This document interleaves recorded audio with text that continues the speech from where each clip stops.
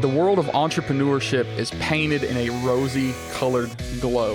Everybody talks about how awesome it is. Everybody talks about how glamorous it is. Everybody talks about the money and the all those accolades that, we think we want, or maybe that we think we deserve, or maybe that we think we can achieve.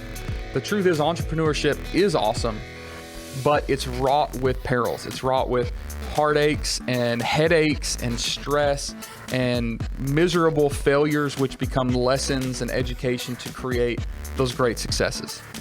Our guest today is not afraid to talk about those. He's gone from $150,000 a month to not being able to pay for a $30 lunch. His story is powerful, but more importantly, his lessons and his wisdom and his guidance in this episode are powerful. Make sure to check the entire thing out. Watch it till the end.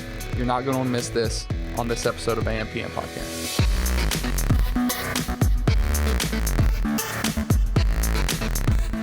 Hey, everybody, and welcome to another episode of the AM/PM Podcast. We talk about a lot of things. I usually start off by saying e-commerce, but lately we've been talking a lot about life. We've been talking about growth. We've been talking about marketing. We've been talking about entrepreneurism in general.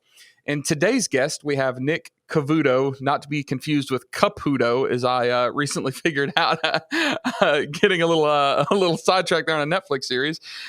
Nick has some pretty great wisdom to share with us today. He's got a pretty cool story, and he's been pretty successful in the past. Nick, some of the headlines: you've had over 1 billion social media impressions. You've been featured in Forbes, Entrepreneur Magazine, the Gary Vaynerchuk blog, like all of the things that we all aspire to accomplish, these great accolades. How did you get to that point? Like, what landed you in the position right now where you are a social media marketing guy? Like what's your resume leading up to this point? Yeah, man. So first, I just want to thank you for the opportunity to sit here and chat with your community. It's an absolute honor, man. So thank you for that. And yeah, so jumping into the story, it's going to kind of shock you where I'll start with this. But, my normal was actually at 21 years old. I had failed out of college twice. I didn't really know what I wanted to do with my life. And always really successful in sports and had a great family upbringing, went to private school, all the proper things.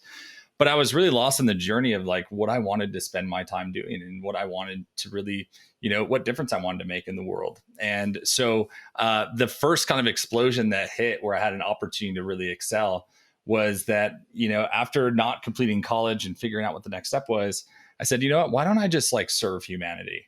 What's the best thing that I can do to just kind of make the game simple and actually show up and help someone? And that came in the context of a nonprofit, which was actually in vocational ministry. So to cut the line, I was basically a pastor for 7 years. That's where I started. And, the thing that was interesting about that journey leading up to the finish line was that the day that I quit ministry, we had grown the organization from 1,000 to 10,000 people every weekend. And it was really awesome. We had a lot of traction, filling out arenas. And I was running all the marketing for that, while also at that time I was about 24, running an 8-figure budget, under the leadership of the guy who was one step above me. But really, I had a permission early to be successful and also to, have lessons that were learned through failure. And the day that I left was a really tough day, man, to be just super transparent. I had a panic attack under my desk. I had a weekend experience. And the reason why is the key here. It was because people had become a commodity to the organization. And that was a hard thing for me, a very hard thing. I showed up to serve. I showed up to be, somebody who could create transformation for others. And it led to a point of where that whole entire narrative actually flipped. And it became about the success of the organization and all the wrong things. And so when that explosion hit me, man, and I just was wow, I can't be a part of this anymore. It was really, really traumatic. It was a tough experience for me. But the benefit of what the new normal became after that was really getting back to the center of helping other people. I knew that my thesis was to essentially empower people to actually be able to show up in the world the best way that they can, which has allowed, I believe, a lot of the success around me. It's been around investing in others, seeing them rise, seeing them succeed, and just having the right intent and the heart behind it. And so all the accolades, it's funny, I always feel like you're talking about somebody else, but at the end of the day, I accept those things. I accept them. Yet at the same time, understanding that like integrity always wins and doing the right thing. It's always the right time to do the right thing. And so a lot of the things that have been, what I would count as success in my professional career have come down to the intent and also the ability to leave something that I thought I'd be a part of forever, really in the quest and the seeking for what my greater calling and purpose was. So I've always been centered around that bigger idea. I've always had this stronger connection to source and allowing that to be a lot of the fuel as far as the things that I do in the world. So, a lot of those things, they just feel like they just happened, but it had to do with my alignment and what I was really aligned to and where my vision was. So You've talked about your professional career. What has been your professional career? We talked about your first 8-year endeavor, but what have you done? How do you go from huddled up in the fetal position under your desk, leaving a kind of ministerial position to, getting in Forbes and Entrepreneur magazine? Like give me the brief resume highlights leading up to that. For sure, man. So when I left ministry, literally as soon as I left, I had a buddy who got me a job at a medical startup in New York. And so the cool scenario in that was that I had an opportunity to do something really special. It was a company that was probably around like 15, 20 million, but they were the main competitor to Invisalign. So it was disruption. And I was like, yo, I'm all in, like, let's do this. And so that first company that I worked for created a lot of disruption for them. I took $100,000 in print advertising spend, moved it over to digital, and took them from 5 leads a month to 500 leads a month in 9 months. And that was through the integration of HubSpot and some other platforms. And at that point, like I hadn't even finished college yet. I did go back to school and finish, by the way. But at that point, I wasn't done. And so what was really interesting was like the first at bat that I had, there were 2 key components to my success at that startup. Number one was confidence. I had to know that whatever strategy I laid out on the table for them, I had to know that I was making the right move. And the second one was competence. I had the reps previously from being around C-level executives and people who were running a very, successful, and a lot of money was going through that organization. So I had to have that competence to run a high revenue system and also to get the results that they were looking for. So that's where the whole trick, like that's where the whole thing started playing out, was competence and confidence. I was there for 1.5 years and grew the company by $5 million in 9 months. That was really the story there. Now, when I asked them for more responsibility, they were like, here, you can take over email marketing, And I'm like, y'all just don't get it. I was already doing that. But in addition, like after growing the company that quickly, you assume that there'd be more responsibility given. So quick decisions on this stuff of just like knowing my calling, but also having competence and confidence are always the growth curve of where you'll reach the next level. So I went from that startup to Fortune 500. I got a gig in product marketing at Paychex, which is essentially they paid like 1 out of every 10 private sector employees in the United States. So went to work for them. Same thing happened. They gave me 3 underperforming brands. I took all those brands and doubled their revenue in 6 months. So again, same thing, same big idea, understanding where to apply pressure, what to shift as far as strategy or tactics, or even mindset. A lot of transformational work was done with a lot of the reps as well. So after Fortune 500, I was there for 1 year. And again, it was like one of those scenarios where I'm like, I'm not done yet. So I got a call from one of the HubSpot executives that did a case study on us from the first company I told you about. And she said, hey, I'm launching this new incubator and I want you to come run our marketing. So just name your offer. So at that point, I was like, okay, so I want 150K and I want another 150K in bonuses. And mind you, when I left ministry, I was making $25,000 a year. Okay, a year. And so just in about, 1.5 years, 2 years, maybe 26, 28 months, I went from making that to having a 300K deal on the table. So like 10x my income in a very short amount of time. And so went to the VC, 0 to 3 million in 18 months. Then I exited that and I went and built my own consultancy, which I had started, but I had someone behind the scenes running most of it. And then I leaned into my own personal brand and then tripled the revenue of my personal brand in the first quarter of me just focusing my full attention. So that's really like how this whole thing started. And then that agency that I started ended up doing, multiple 7 figures a year. And then I kind of fell back out of alignment again. And that's where like the story of failure, started coming in, was in really understanding that season of that next 7-year period. So. Got you. So doing well, right? Like that's the highlight that I'm seeing. Like things are going well. For sure, man. You're making good money. You're still young. You've got a lot of flexibility to kind of chase what you want to chase. And one of the highlights that I've seen, reading your profile is you talked about, going from massive earning to literally not being able to pay for a $30 meal. Right. And I think this is important because there are so many people that get discouraged. And the truth is, entrepreneurs, like we suck at a lot of stuff. We make a lot of dumb mistakes. Sometimes it's just bad luck. I mean, COVID hits and knocks, very successful restaurants out of business forever. It's nothing that was their fault. I remember when I first, I was trying to leave a 9-to-5 job, so to speak, and I was getting more entrepreneurial, wanting to chase some of my own business stuff. My father-in-law, he told me, he said, there's no way you're smart enough, you're capable enough to run your own business. He said, and every business goes bankrupt. He said, if you're an entrepreneur running your own business, you are one paycheck away from being bankrupt at any given time. And he meant this as a criticism. And I thought, man, how cool is that? Because if you're one paycheck away from, failure, you're also, 1 week or one, marketing campaign or one opportunity away from massive success. And I started thinking about all of the business successes. I mean, you read the story of, the founder of Nike who, couldn't make his payroll at times. I look around at like local businesses, property developers that have gone bankrupt 3 or 4 times and they're raging successes. And I didn't take that as a slight from him because I knew that that's just part of the journey that I was willing to take. But it sucks. It's hard. There's anxiety, there's depression, there's failure, there's, lack of confidence.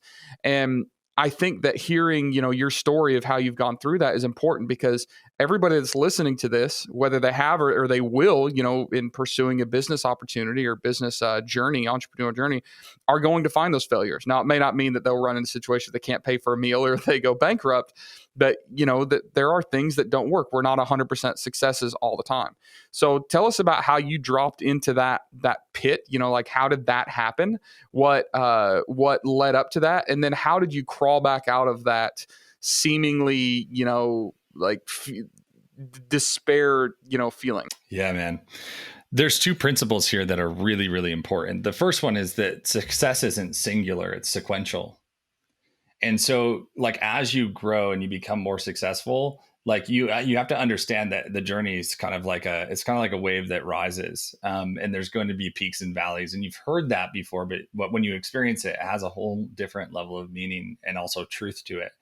So that's the first thing. Like the success part was easy in a lot of ways because we had more money, but it also made a lot of relationships really complicated because then there were expectations that were set, and everyone wanted your time who was trying to figure out what you were doing. And like, there's a lot of different elements around it. So like, it is sequential, meaning there's levels to it. And it doesn't just happen once. If you hit it once, you can do it again. And so if there's somebody out there who's in a really hard season, maybe post COVID or the season that we're in right now, or, it's, something of where you want to start the next big idea, like your success will build upon itself. It has like compounding interest and you learn more as you go, but you got to play this mind game with yourself of the 6 inches between your ears and be very aware of the mindset that you're bringing into your business. Because money is a container and it's a container of energy.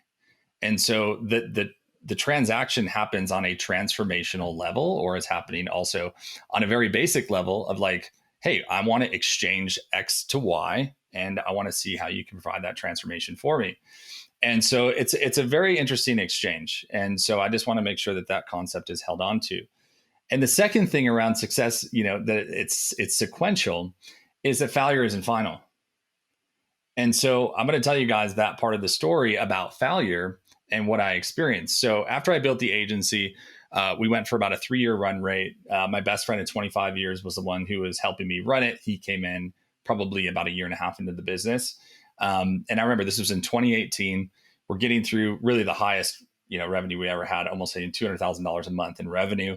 It was pretty easy. Like I didn't actually run one ad. Like client delivery was the reason why we were so good. Relationships and having tight relationships with the people that we served is why it was so successful. But at the end of 2018, I just moved my family across the country.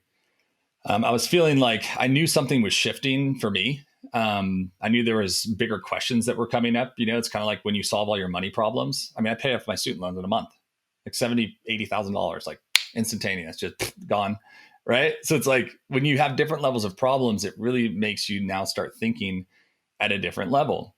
And the biggest misstep that I had in this season was that I didn't have a mentor, that I didn't have someone walking me through that scenario, and be it somebody who had also already been through it. That was a huge, huge part of it. I did have somebody who I was working with like on values and goals for the business, but I didn't have a mentor.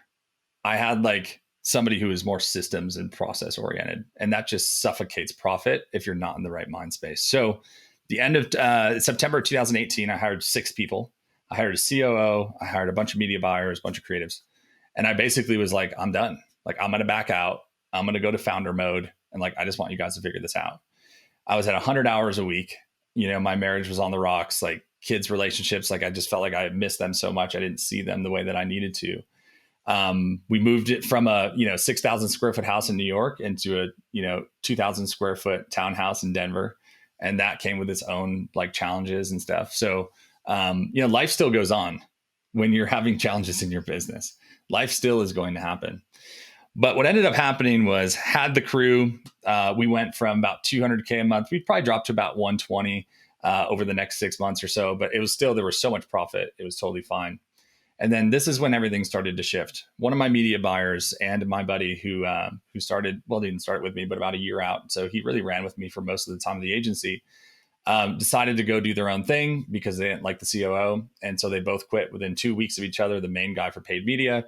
And then the guy who was running a lot of the operational stuff within the business, and also held a lot of the relationships, because I delegated a lot of relationships so that I can do some inner healing work to the person who I trusted most in the world. It's always a bad idea. Never delegate your relationships. That will screw you, I promise. And so in February and March of 2019, both those guys left. They stole my leads list. They stole my IP. They stole my customer list, and basically took us from, 120. After that hit, we dropped to like 60. And then I was like, I don't even want to be doing this. But I didn't have the courage to let the team members and the employees that I had just go. So while I was trying to figure it out, we ended up bottoming out the business in a lot of ways, because they were creating tons of friction. This is a small niche that we were working within. So they were just like trash talking, right? All these things happen, all these external things that don't really matter, but they do for certain reasons. But we get to the point basically of where I have a run rate that's negative for 3 months. I go $200,000 into debt. Now, I have never had debt in my life. Zero, like besides some student loans or a mortgage, but like never business debt, never like credit card debt personally or anything like that. Never. So I don't even know how to deal with this problem. And within 3 months, we basically go 200K into debt. And that was an earth shaker for me. And I kind of maintained the entrepreneurial, like, uninformed optimist. Like, I don't really know how bad it is. So I'll just, let's just keep going and we'll solve it. And from, the summer until December, it was one of the hardest time periods of my entire life. I had to make a lot of really hard decisions, and I had a lot of arguments with God around, what do you want me to do? And I think that spiritual or that source connection is really important, because it helps you navigate some of these tough waters. And when I asked the question, it was like, I want you to pastor entrepreneurs. And that was a very, very hard thing for me to accept. Because I had one dirty word mixed with something that I really loved and was passionate about. And so in December 2019, I made the decision, like, I'm going to show up and I'm going to mentor entrepreneurs and help them basically not relive the same mistakes that I have. And it was at the end of the summer that, I went from like looking back on my life of the last 6 months. I was like, I went from making 150K a month with like, 70% profit, whatever, to not being able to afford a $30 meal. And I was sitting across from one of my buddies who lives in Denver, who's a photographer, who's like a freelancer, like 60, 70K a year. And he had to pay for my meal. There was a moment where I promised myself, this will never happen again. And I remember that so vividly. And it did hurt on a humility level, but there was also like a surrender to the process at that point. And that's where things started to shift. Because the beautiful thing in the story is that the pain that I had led to the promise of what my purpose was. And so we all have to go through these seasons, and sometimes it reroutes the journey. It's like being on the highway with a GPS and it recalculates and pulls you a different way. And then you find out, oh my gosh, there's a huge boulder that fell on the highway. Thank God this GPS rerouted us for a reason that we didn't even know in the moment. And so that's kind of how I feel that life works in a very similar way. Sometimes we get rerouted and we don't understand. We want to be frustrated in the moments of uncertainty and then just, oh, everything's perfect. This too shall pass on both sides. And that's something we have to keep into perspective. And we as humans hate change, but we also do a lot of boneheaded things. We make a lot of mistakes. And I think that, what you're saying is something that I think deep down I know, but even myself, it's hard for me to remember that, I have the confidence of an entrepreneur and I have these, what I think are great ideas, but I also hold on too long. I keep trying to make this work and I keep trying to fix it and I keep trying to, right the wrongs and I keep trying to do all these things. And, sometimes you got to take it out back and shoot it, so to speak. And, having something ripped from you, having to say no to something, having to stop something that, you felt so passionately about or something that was working for so long is hard. But in my experience, every time that's happened to me, I came out better on the other side. And, people make comments like, wow, you seem so much happier now. You don't seem as stressed. And, once I get over my own bull crap and I get over this, my own personal feeling of failure, I realize nobody else cares. I'm the only one that considers myself a failure because nobody else gives a crap. Right. And I think that we worry too much about, what our idea of what we're supposed to be doing is instead of things letting take their natural course, whether it's destiny or divine intervention or just, good luck, whatever it is. So you're only 6-7 months out from kind of this bottom point in your life. And right now, you would have never guessed 6 months ago that you'd be as happy and content, I assume, as you are right now. Right. Yeah, man. No, totally not. Yeah, I mean, so December comes around, I fully commit and I'm like, all right, you know what? If that's what you want me to do, I'll do it. Fine. Right. It's kind of like that argument with God in my basement where I'm like 1:30 in the morning, like screaming because I'm so frustrated. I'm like, what do you want from me? My wife probably thinks I'm like totally losing it. And so I got clarity though in that moment. That's the crazy thing is I got clarity. And I don't care where you get clarity from. I don't care what you believe in. Sometimes you got to lean in at a different level in order to get a different response. And I did. In an instant, I got the clarity. And then I said, fine, I'm going to commit to it. So I went to my coach and I said, hey, man, listen, this is what I feel like I'm supposed to do. I love your model. Do you mind if I leverage it in order to start, this coaching side just to get me through this season?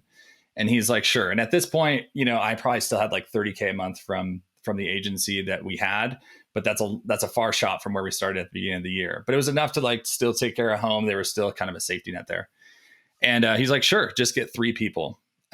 Just start there. Here's the price you do it for. And let's go. My coach, his name's Mike Kim. He's one of the best copywriters on the planet, associated with Todd Herman, Donald Miller, and, Michael Hyatt, John Maxwell, all those guys. So he's like the genius behind a lot of them. And so, basically, so he says, yes. And here's what you can do. Go for it. I closed 35 clients in 35 days into coaching. And now, mind you, I had never coached before in the context of business.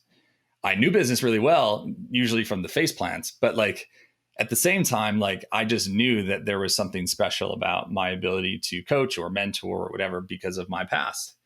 I was leading people through divorces at 23, 24 years old. That's not normal, right? To understand human behavior on that level of the effects of spirituality in life, it also pulls into the effects of business in life in a very similar way. So I was like, hey, let's go ahead and do this. He says, get 3 people. I get 35 in 35 days. And he's like, oh my God, what did you just do? And he loved it. He thought it was amazing. And so we go through month 1, like, boom, we crush it. Like have a video crew come out, like just these incredible expressions. I remember the first call, the guy, one of the guys who gave me the job at the first business that I worked for, that was a competitor to Invisalign. He was on that call with me. It's so cool how people boomerang in your life. And he goes, dude, I think you just found your calling. And that was like such a cool moment of the solidification of that decision. And also like in a completely different vertical in space. And sometimes we jump verticals or we go into different spaces. But like when you have that deposit of there's ultimate alignment here, it feels really amazing. So month 1, boom, like we crush it. I do an upsell. We're going to do 100K that quarter. Group 2 goes. We do a live event in Denver as well. Crush it. Like, it's amazing. Beautiful production of these videos. Group 3 hits, just about to do their live event. It's right in the middle to the end of March. So now we have COVID. So I just built a business that was predicated on coaching and live experiences. And now it's like, oh, let me take that. Oh, no, by the way, the $30,000, $40,000 a month that you have in agency, let's erase that overnight. And in 2 days, I lost 500 grand recurring in 2 days. So at the end of March, I'm sitting there. I have $4,000 committed for April 1st. I have kids in private school. I have $1 million house because we've lived here for years. Yeah. Right. It's Denver. Like, if you start adding it up, like, life didn't just stop because, I had some circumstance or COVID or this or that or whatever. It didn't stop. And then you have the argument of, but that's what you told me to do. And now I'm left with nothing. Hard stuff. And most people, this is the epidemic in entrepreneurship. These conversations don't happen because you got to keep the highlight reel with the Ferrari so that you can try to get the person to show up, or the, Airbnb mansion that's not even yours. Like, that conversation's done. And I've seen that topic that you've discussed before. I think you called it the entrepreneur epidemic. Like this inability for entrepreneurs to have the hard conversations, to speak truth, to be realist and be realistic. Can you explain more about, what, not necessarily about you, but let's talk just marketing in general. You're in the marketing space. Let's talk more about, what you view as truly being the entrepreneur epidemic, the problems that it causes in society, and how we as entrepreneurs need to fix that. Yeah. I mean, here's the bottom line. The epidemic is that the conversations that need to be had are not being had. Just like there's an epidemic in the United States in regards to mental health in a lot of ways. Everybody has to, like, it feels this way. So let me be careful how I say this, but it feels like there's a lot of people who feel like they have to project a certain image or avatar to the world in order to show up as who they are.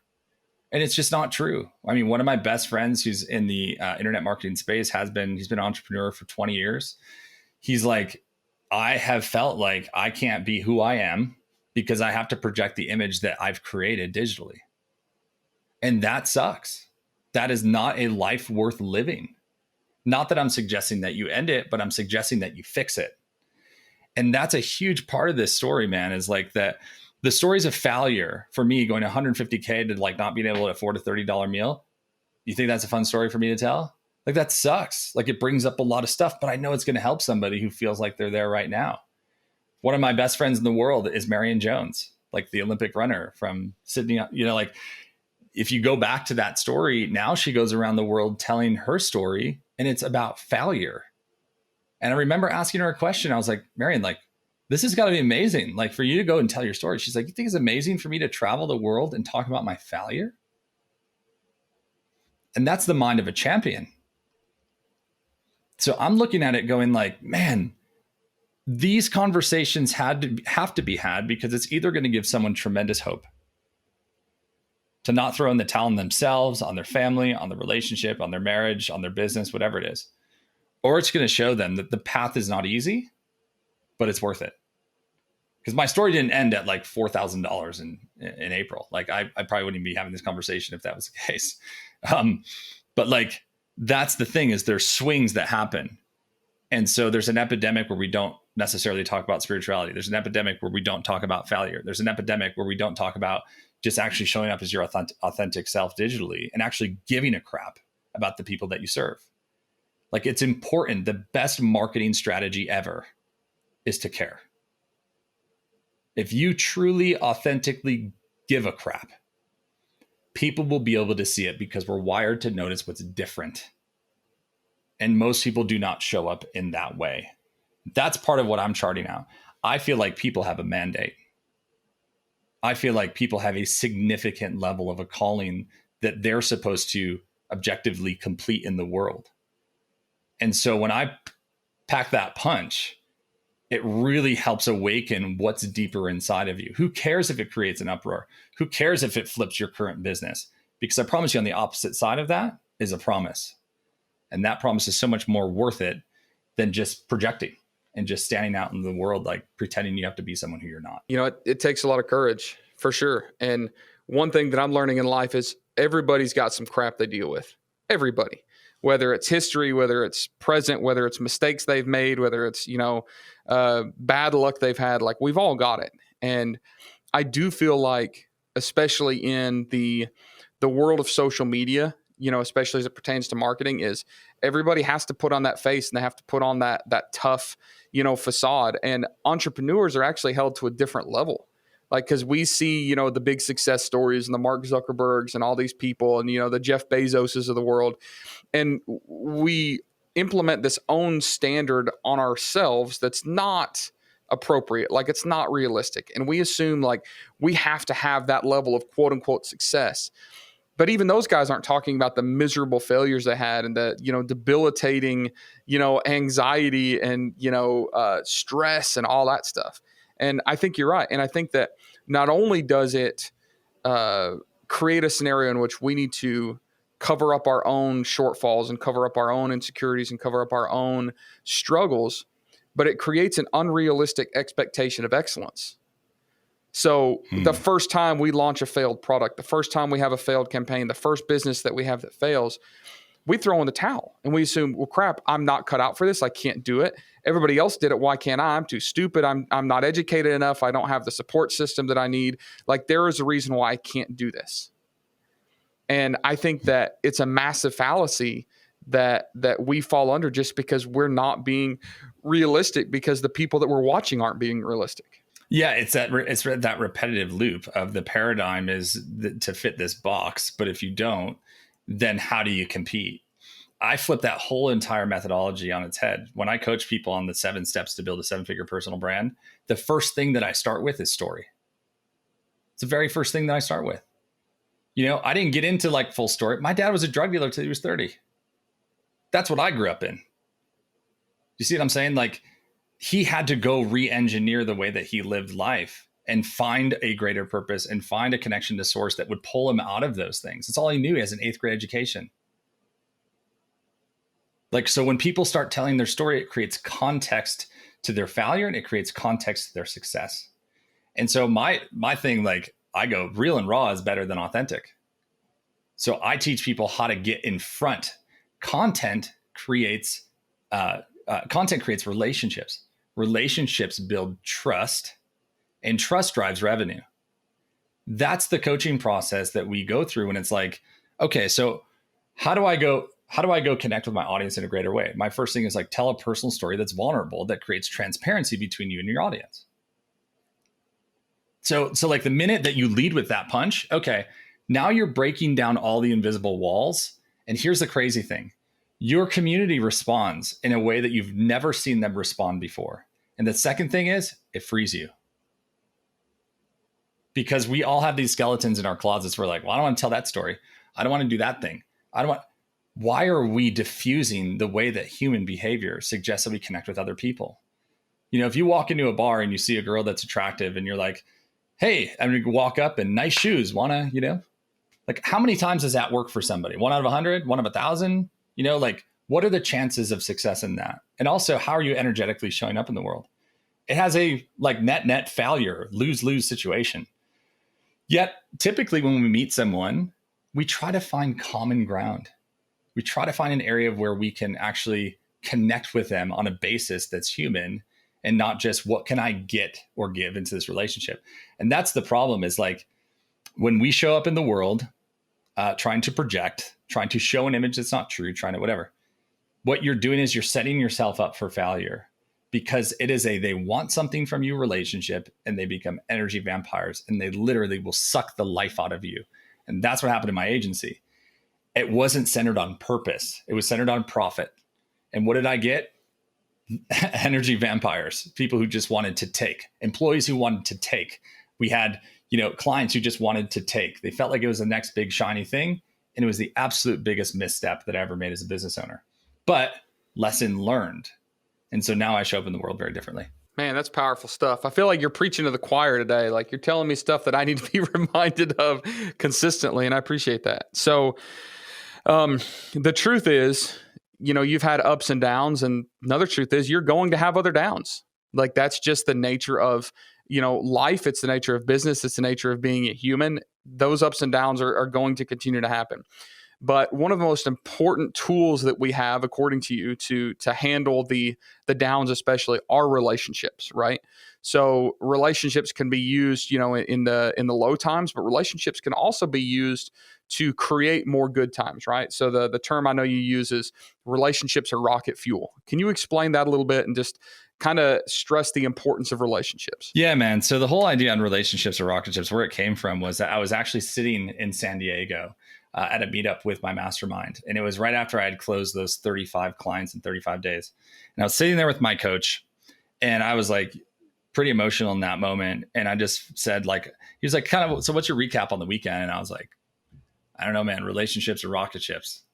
Because without you and without your leadership and without your mentorship, with no strings attached, he's the best coach, best mentor I've ever had in my life. No strings attached. I would not be sitting here today. I would have not just hung out with Billie Jean, Todd Herman, like all these huge people in this industry, if it wasn't for you creating access and opportunity. And there was just a massive indebtedness. He's a very, how do I say it? He likes to pull people under his wing that he knows can thrive in that type of environment. And that's what he's done for me. And so he's just been an incredible, incredible person. But like through that experience, it led me to where I'm at today. And so that's where we were 6 months ago. He took me under his wing. He said, do this thing. Like I show up and then I meet like more people who are important in the space, develop my own relationship, start doing work for them when it was in a done for you model still. But then when we fast forward to today, I asked him a question. It was in June. And I said, hey, dude, listen, I don't want to keep focusing on building frameworks. I feel like I've been in this 2-year cycle of like trying to figure out my product. I've used a segment of your IP that you've never released. It's going to be coming out in a book in December. But I said, I want to present to you the opportunity to be able to use that IP and then pay you a percentage of my business. I said, but in order to do that, here's what I need from you. A 3-year commitment. I need you to understand that I feel that my mission is to train 500,000 entrepreneurs on this system. Right. And I start like listing off the things like that I believe are possible. And I said, if there's one of these things that you do not believe, then I'm going to end this conversation right now. I don't ever want to talk about it again. That was a commitment to myself to show up and to be able to say, if the person who I believe believes the most amount in me as a business owner, as a coach, as somebody who can create a lot of change in the world, if I can adopt his belief system in a weak moment, but also at the same time, really get crystal clear on what I believe is possible for myself, and there's agreement, like this thing's going to be really easy. And so same guy, right? This is the same guy that helped me way back when I was struggling. And he said, like, just get 3 people. So I go to him and I'm like, so this is the deal. Is this something you want to do? And do you believe these things? And he said, absolutely. 1000%. He said, in fact, you'll probably be better known for my IP than I ever will. And he said, I'm totally okay with that. Don't ever mention my name on a stage. That's integrity. And the other side of the integrity coin is the fact that he knows that I will, because I already have today. So like, that's the benefit, right? So at the end of the day, just about a couple of weeks ago, he had me go into a segment of coaching of this kind of 3-tiered structure on product. Starts with one-on-ones, go to group programs, then go to accelerators or courses. So he's like, I just want you to get, 3 or 4 people, same type of thing in one-on-ones. You're going to do it for this cost, whatever. So I'm like, okay. I closed 12. And I had the best sales week that I've ever had in my life. In 5 days, I closed over $125,000 in business. So the benefit of that is I made deposits along the way. I kept relationships high. Relationships are rocket ships. It applies to the people that you have in your life who are mentoring, training, collaborating with you. And it also applies to the people that you're called to lead. I'm going to help them ascend by my own ascension. I'm going to help them get to the next level by the investment that I created myself. Energetically, I'm going to help them push through that season of discomfort, just like I was able to do with my coach. And so like the necessary elements of what's required in order to experience a high level of growth are all of those individual elements, the people that you serve, the frameworks that you use, and of course, then the people who lead you. And so if you're not in relationship, if you're playing this isolation, lone wolf, I got everything on my own game, it's kind of like if you're at a party in college or high school and someone swings out of the corner and like knocks you out and you don't see it coming. That's kind of what happens. It's that moment you want someone to step in and to be there for you.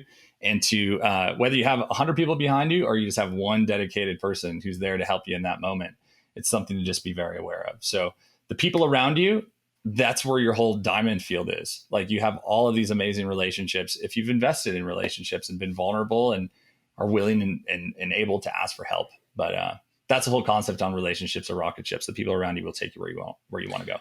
Well, I feel like we could keep going deeper and deeper and deeper. One of the last things you said, be willing to ask for help is one of the biggest struggles that I have, and it hurts me. I know it is.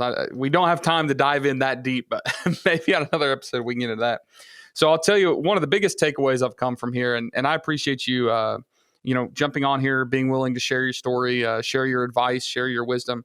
Biggest takeaway is I need to go find a mentor, because now I look at everything I'm doing like I'm operating on a fairly high level in a lot of things, but it's all kind of independent, and I don't have like a central mentor. So I wrote it down here on my to-do list. Find a mentor. You go, man. I'd love to make an intro for you if you're open to it. Tony Grebmeyer is actually one of my mentors. He runs shipoffers.com, which is a $25-30+ million e-commerce fulfillment center. And he's a phenomenal person. He has, oh my gosh, a beautiful story. But he's also had a ton of success. And I just went on a walk with him this morning, and he's my neighbor. He lives down the street from me. And so he's starting to mentor people. And so one thing that I'll mention is Mike is like my central advisor. Just like, if there's the president, they have like a lot of advisors, but probably one person they listen to the most. That for me has been Mike. He has the most context on my life and all of those things. But now I have 5. I have 5 mentors. Financial, there's one for products and IP. There's one for partnership deals. There's one for spirituality. And then there's one for, who's the last one? Who am I going through here? KK. All right. So then the last one is on sales. So it's mostly like different types of sales objectives and things I'm doing. I just did a post about this the other day. So having the right people in your corner is important. But I want to remind you, brother, Tiger Woods has 4 coaches just for his swing. Like the best of the best of the best. They have so many people covering their blind spots and also helping them improve that no one makes it solo. Give me one athlete, just one athlete who has made it to the highest level and been one of the greats of all time that had zero help along the way. They don't exist, man. I'm watching the Michael Jordan documentary right now. And it's amazing. They're going through each player and how the coaches interacted with them. It's so powerful, dude. So if you'd like it, I'd love to introduce you to Tony just to set up a conversation. And for anybody else listening, if you do not have a mentor, please find one as soon as possible. I'm navigating people through some of the craziest stuff you could ever imagine during COVID and all these times, both personal and professional. There's a lot going on in the world, and we need people that we can hold on to when the storms of life get really rough. And so it's an honor that I'm there for people in that way. And at the same time, I want to encourage each and every one of you to do the same. Great advice here. I really appreciate this. If anybody wants to get in touch with you, how do they find you? Yeah, man. So you guys can check out my site, nickcavuoto.com. And my last name is spelled C-A-V as in Victor, U-O-T-O. And you can check me out there, Facebook, Instagram. I also, on my website, there is a giveaway that I have on there. It's called the 13 types of content every entrepreneur needs to create. And I was talking earlier about the personal story. That's the first step in it. And there's 13 different types. Most people just kind of go in for the kill. Buy my stuff. But I show you using human behavior and psychology, how to start at 1 and go to 13, just like if I was coaching you in dating. And I'm all right, here's the steps you need to take to build the relationship. It's the same thing. So it's really, really valuable. A lot of people love it. It's a great framework on how to create content. And that's what's helped myself, plus the clients that I've served, generate over 1 billion views online. It's a very similar process. So feel free to check that out, nickcavuoto.com.